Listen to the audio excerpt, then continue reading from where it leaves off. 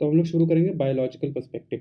तो हमने बात करा था कि 1950s ऑनवर्ड्स 3 स्कूल्स थे जो कि इमर्ज होके आ रहे थे। एक तो कॉग्निटिव स्कूल थी, एक ह्यूमनिस्टिक स्कूल थी और साथ ही साथ एक बायोलॉजिकल पर्सपेक्टिव भी थी, यानी कि एक बायोलॉजिकल अप्रोच आई थी। अब जब हम लोग डिबेट्स इन साइकोलॉजी पढ़ रहे थे तो उसमें हमने एक डिबेट पढ़ा था, फ्री विल वर्सेस डिटर्मिनिज्म। तो उसके डिटर्मिनिज्म के अंदर में हमने दो कैटेगरीज देखी थी। एक वो लोग थे जो कहते थे कि इन्वायरमेंटल फैक्टर्स डिटर्मिनिस्टिक फैक्टर बनते हैं, और दूसरे वो लोग थे जो कहते थे कि बायोलॉजिकल फैक्टर है जो कि डिटरमाइन करता है हमारा बिहेवियर। अब उसी बायोलॉजिकल फैक्टर में से एक कैटेगरी एक निकल के आई थी जो ये कहती थी कि साइकिक डिटर्मिनिज्म, जो जिससे कि साइको एनालिसिस निकल के आता है। तो जो ओवरऑल अगर देखा जाए तो एक स्कूल ये भी इमर्ज होकर आती है जो कहती है कि चाहे साइकिक एनर्जी हो, चाहे जेनेटिक्स हो, चाहे हॉर्मोन्स हो, चाहे न्यूरोट्रांसमीटर्स हो, ये सभी चीज़ें, चाहे आपकी हंगर हो, चाहे बायोलॉजिकल नीड्स हो, तो ये सभी चीज़ें जो हैं ये बायोलॉजिकल डिटर्मिनिज्म के अंदर में आती है। कहने का मतलब ये है कि इन बायोलॉजिकल पर्सपेक्टिव के हिसाब से या फिर इन स्कूल के प्रोपोनेंट्स के हिसाब से जो ह्यूमन बिहेवियर है ना, that human behaviour is determined by your genetics, your biological needs like hunger, thirst और सेक्स, और उसके अलावा जो साइकिक एनर्जी हो जाती है। तो सब कुछ कंबाइन करके बायोलॉजिकल अप्रोच लेते हैं। तो बायोलॉजिकल अप्रोच में कि आपका जो ह्यूमन बिहेवियर है वो आपकी बायोलॉजिकल नीड्स हो गई, जेनेटिक्स हो गए, इन सभी फैक्टर्स पे डिपेंड करती है, ना कि इन्वायरमेंट पे, ना कि फ्री विल पे। यानी कि बायोलॉजिकल पर्सपेक्टिव जो है वो कंप्लीटली निगेट कर देगी फ्री विल को, कंप्लीटली निगेट कर देगी इन्वायरमेंटल पर्सपेक्टिव को। ठीक है, एक तो पॉइंट हमारे पास यहाँ निकल गया। फिर हम लोगों ने साथ ही साथ जो बायोलॉजिकल अप्रोच है वो रिडक्शनिस्ट अप्रोच भी लेके चलेगा। अब रिडक्शनिस्ट अप्रोच कहने का क्या मतलब है कि ये लोग भी क्या करेंगे, जिस तरीके से स्ट्रक्चरलिज्म थी, जिस तरीके से बिहेवियरिज्म थी, जिन्होंने एक कॉम्प्लेक्स फेनोमेना को सॉरी जिन्होंने कॉम्प्लेक्स फेनोमेना को स्मॉलर फंडामेंटल यूनिट्स में बांटने के बाद स्टडी करा है, तो इनका अप्रोच भी रिडक्शनिस्ट है। तो ये दो, तो अभी तक तो हमारे पास बायोलॉजिकल पर्सपेक्टिव में दो पॉइंट आ गया। पहला तो ये कि ये लोग बायोलॉजिकल डिटर्मिनिज्म को फॉलो करते हैं, और दूसरा ये कि ये लोग रिडक्शनिस्ट अप्रोच लेके चलते हैं। दो पॉइंट हो गया।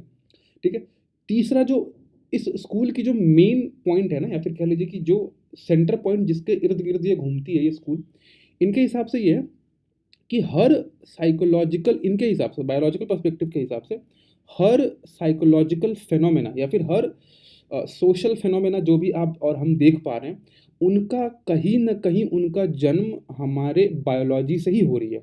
अब ये बायोलॉजी में इनके हिसाब से ब्रेन भी हो सकता है, इनके हिसाब से न्यूरोट्रांसमीटर्स भी हो सकता है, इनके हिसाब से हार्मोन्स भी हो सकता है, इनके हिसाब से जेनेटिक्स भी हो सकता है, इनके हिसाब से हंगर भी हो सकता है। तो इनके हिसाब से हर सोशल फेनोमेना, हर साइकोलॉजिकल फेनोमेना को अगर आप ट्रेस डाउन करेंगे तो अल्टीमेटली एक ऐसे सोर्स तक पहुंच जाइएगा जो कि एक सोर्स बनता है उस साइकोलॉजिकल फेनोमेना को जन्म देने के लिए। तो इनके हिसाब से साइकोलॉजिकल फेनोमेना जो भी होते हैं उनका जेनेसिस, उनकी ऑरिजिन फिजियोलॉजी में है। फिजियोलॉजी कहने का मतलब जो भी आपकी बायोलॉजी है वो। ठीक है, तो psychological and the social phenomena can be understood in the terms of biochemical process, यानी कि जो भी ये फेनोमेना है, साइकोलॉजिकल फेनोमेना या फिर सोशल फेनोमेना, उन सब का रूट क्या है इनके हिसाब से। तो इस स्कूल के हिसाब से चाहे साइकोलॉजिकल फेनोमेना हो चाहे सोशल फेनोमेना हो, इन दोनों का जो रूट है यानी कि जो ऑरिजिन है वो बायोलॉजी है, यानी कि बायोकेमिकल प्रोसेसेस है। चाहे जेनेटिक्स हो गए और भी बहुत सारी चीज़ें, जैसे कि फिजिकल स्ट्रक्चर्स हो गए, जेनेटिक्स हो गए, हेरिडिटरी प्रोसेसेस हो गए, ब्रेन स्ट्रक्चर्स हो गए, न्यूरोट्रांसमीटर्स हो गए, हार्मोन्स हो गए, तो ये सब हम लोग बात कर रहे हैं। अब बायोलॉजिकल अप्रोच जो है वो एवोल्यूशनरी, जिस तरीके से फंक्शनलिस्ट ने एवोल्यूशनरी आइडियाज़ को अपने थ्योरीज के अंदर में इनकॉर्पोरेट किया था, उसी तरीके से जो बायोलॉजिकल पर्सपेक्टिव है वो भी एवोल्यूशनरी आइडिया को अपने अंदर में लेगी। और इन लोग एक यूनिक चीज़ को अडॉप्ट करते हैं, जैसे कि जो भी ब्रेन इंजर्ड पेशेंट्स होते हैं, जैसे कि आप HM का केस पढ़ेंगे, तो जो ब्रेन इंजर्ड पेशेंट्स होते हैं ना, उनको ये लोग काफ़ी ज़्यादा स्टडी करते हैं और वहाँ से पता लगाने की कोशिश करते हैं कि अगर कहीं किसी पर्टिकुलर एरिया का ब्रेन डैमेज हो रहा है तो ये लोग ये देखते हैं कि क्या ऐसा उसका साइकोलॉजिकल फंक्शन है जो कि उसका हैम्पर हुआ है, और डिपेंडिंग अपॉन कि क्या हैम्पर हुआ है, ये लोग रिवर्स इंजीनियरिंग करते हैं कि शायद ये वाला जो पर्टिकुलर एरिया है वो इस पर्टिकुलर साइकोलॉजिकल फिनोमेना के अंदर में रिस्पॉन्सिबल होगा। ठीक है, ठीक है। ये लोग एक टर्म को भी पॉपुलराइज करते हैं, न्यूरोप्लास्टिसिटी। न्यूरोप्लास्टिसिटी कहने का मतलब क्या है कि with changes in your environment और with changes in the stimulus आपका ब्रेन भी चेंज होता है। तो ये आइडिया है न्यूरोप्लास्टिसिटी की।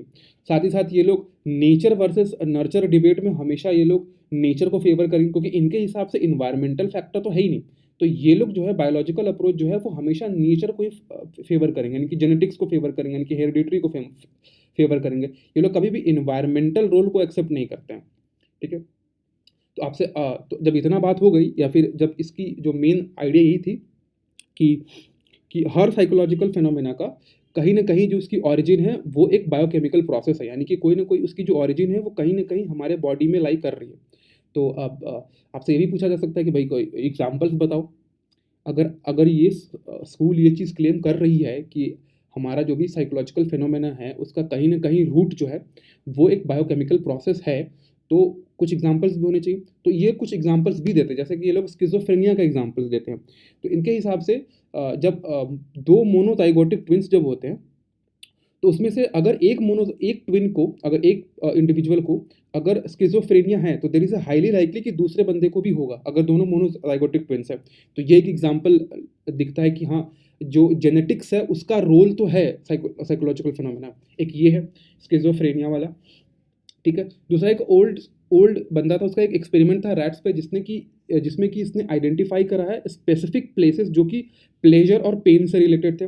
फिर आप लोग हिपोकैम्पस के बारे में पढ़ते होंगे, जो कि लर्निंग हो गई, लैंग्वेज हो गई, मेमोरी हो गई, तीनों में इंपॉर्टेंट रोल प्ले करता है। तो वो भी एक एग्जाम्पल बन जाएगा, यहाँ पे लिखा नहीं है बट आप लिख लेना। फिर एक ब्रोकाज एरिया है, जो कि अगर ब्रोका एरिया डैमेज हो जाता है तो वो आपकी जो स्पीकिंग एबिलिटी है उसमें अफेक्ट करती है। एक वर्निक्स एरिया हो जाती है, तो अगर ये वर्निक्स एरिया अगर डैमेज हो जाता है तो आपकी जो लैंग्वेज है वो इशू करती है उसमें इशू आ जाती है। तो आप यहाँ पे एग्जांपल डाल देना हिपोकैम्पस का। कार्ल लेस्ली पढ़ लो, लेकिन इतना कुछ खास नहीं है। हैंसलेज आप लोग पढ़ेंगे जब स्ट्रेस हम लोग पढ़ रहे होंगे, जनरली मोटिवेशन वाले चैप्टर में भी पढ़ेंगे और साथ ही साथ हम लोग पेपर 2 के अंदर भी पढ़ेंगे। तो इनके हिसाब से हैंसलेज ने ये फाइंड किया कि जब भी इंडिविजुअल स्ट्रेस में होता है ना, तो ब्रेन के कुछ पर्टिकुलर एरिया में एक रिलेटिवली परमानेंट डैमेज कॉज होता है स्ट्रेस के वजह से। तो ये सभी एग्जांपल्स जो है ना ये हाईलाइट करती हैं कि हाँ, जो बायोलॉजिकल पर्सपेक्टिव कह रही है कि जो भी साइकोलॉजिकल फिनोमेना हैं उनका कहीं ना कहीं ऑरिजिन बायोलॉजी पे है, कहीं ना कहीं ऑरिजिन, चाहे उनका जेनेटिक्स कह लीजिए, चाहे हेरिडिटी कह लीजिए, चाहे ब्रेन एरिया कह लीजिए, तो कहीं ना कहीं इन सबका तो रोल है, ठीक है। तो ये वो एग्जाम्पल्स है जो प्रूफ करते हैं इनकी आइडिया को। लेकिन ऐसा नहीं है कि ये स्कूल चैलेंजेस से फ्री है, इसमें कोई लिमिटेशंस नहीं है, उस पर भी आएंगे। लेकिन पहले ये देख लेते हैं कि कंट्रीब्यूशन क्या है। तो कंट्रीब्यूशन में तो जो इन्होंने दिया है, जो इनकी जो बेसिक आइडिया सब कंट्रीब्यूशन में आ जाएगी, जैसे न्यूरोप्लास्टिसिटी आ जाएगी, नेचर वर्सेस नचर डिबेट आ जाएगी, ब्रेन डैमेज्ड पेशेंट्स को पढ़ना ये भी इनकी आ जाएगी। फिर ये आइडिया देना कि जो साइकोलॉजिकल फिनोमेनन्स है या फिर जो सोशल फिनोमेनन्स है वो उसका रोल, उसकी जो ऑरिजिन है हो सकती है कि वो बायोकेमिकल प्रोसेस हो, ये भी इनकी कंट्रीब्यूशन के अंदर में आ जाएगी। तो देख लेते हो ब्रेन इंजरी स्टडीज़ करना, ब्रेन इमेजिंग टेक्निक्स में ये बहुत ज़्यादा करेंगे। Biological basis of motivation and emotion, जब हम लोग मोटिवेशन एंड पढ़ेंगे तो वहाँ पे हम लोग पढ़ेंगे कि हंगर मोटिवेशन क्या होता है, थर्स्ट मोटिवेशन क्या होता है। तो वहाँ पे भी इनका कंट्रीब्यूशन आता है कैसे बायोलॉजिकल, क्योंकि हंगर और थर्स्ट एक बायोलॉजी है जो कि आपको ड्राइव करती है to to make some changes in your environment, to behave in a manner जिससे कि आपका वो थर्स्ट मिटे। तो ये भी वहाँ पे भी लोग बात करेंगे, ठीक है। तो कंट्रीब्यूशन तो सिंपल है, लिमिटेशंस पे आते हैं। तो अगर अगर आपने पूरा अच्छे से समझ लिया तो लिमिटेशंस आपको ऑलरेडी पता। एक तो लिमिटेशन आप ये कह देंगे कि अगर आप डिटर्मिनिस्टिक अप्रोच लेके चल रहे हैं, यानी कि आप कंप्लीटली फ्री विल को इग्नोर कर दिए, ठीक है। आपने डिटर्मिनिज्म भी लिया तो आपने बायोलॉजिकल डिटर्मिनिज्म लिया, आपने इन्वायरमेंटल फैक्टर्स को कंप्लीटली निगेट कर दिया। तो दो लिमिटेशंस तो हमारे पास पहले से ही आ गए कि आप एक तो फ्री विल को कंप्लीटली निगेट कर देते हो, और एट द सेम टाइम आप रिडक्शन, आप एट द सेम टाइम आप फ्री विल को आपने कंप्लीटली निगेट कर दिया और इन्वायरमेंटल फैक्टर्स को आपने कंप्लीटली निगेट कर दिया। साथ ही साथ ये रिडक्शनिस्ट अप्रोच लेते हैं। तो जैसे ही रिडक्शनिस्ट अप्रोच लेते हैं तो ये किसके टारगेट में आ जाएंगे, तो ये लोग ह्यूमनिस्टिक स्कूल के, जेस्टॉल्ट स्कूल के और ह्यूमनिस्टिक स्कूल के टारगेट में आ जाएंगे, ठीक है। तो उनका भी क्रिटिसिज्म आ जाएगा कि ये रिडक्शनिस्ट अप्रोच लेते हैं, ठीक है। और ये भी तो और ये भी तो पॉइंट है ना कि सिर्फ बायोलॉजिकल बेसिस पे इतने कॉम्प्लेक्स सोशल और साइकोलॉजिकल फिनोमेनास को एक्सप्लेन कर पाना थोड़ा अटपटा सा लगता ही है।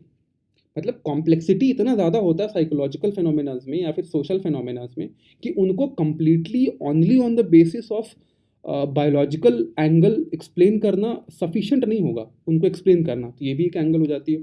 और एक बहुत बड़ा क्रिटिसिज्म इस स्कूल को ये भी मिलता है ना कि अगर हर साइकोलॉजिकल फिनोमेना और हर एबनॉर्मल बिहेवियर जो एक पर्टिकुलर इंडिविजुअल दिखाएगा, अगर आप उसको बायोलॉजी से रिलेट कर दोगे तो इसका मतलब ये है कि वैसे डॉक्टर्स जो हर चीज़ पे ड्रग रिकमेंड कर देते हैं, आपको डिप्रेशन है तो भी ड्रग, योगा होगा कुछ नहीं करना भैया आप ड्रग लो, आप ड्रग मतलब वो वाला ड्रग नहीं, मतलब दवाई। तो हर चीज़ पे जो दवाई रिकमेंड कर देते हैं वो, ये जो स्कूल की क्रिटिसिज्म ये है कि ये प्रोमोट करता है इस कल्चर को कि हर फिनोमेना के लिए, हर प्रॉब्लम के लिए आप ड्रग लो, यानी कि दवाई लो। ठीक है, तो ये थेरेपीज जो होती हैं उनको ओवरशैडो करता है, ये एक लिमिटेशन रही है इसकी। ठीक है, तो ये लिमिटेशंस भी हो गई। अब इसके बाद हम लोग करेंगे 21st सेंचुरी ट्रेंड्स। ठीक है।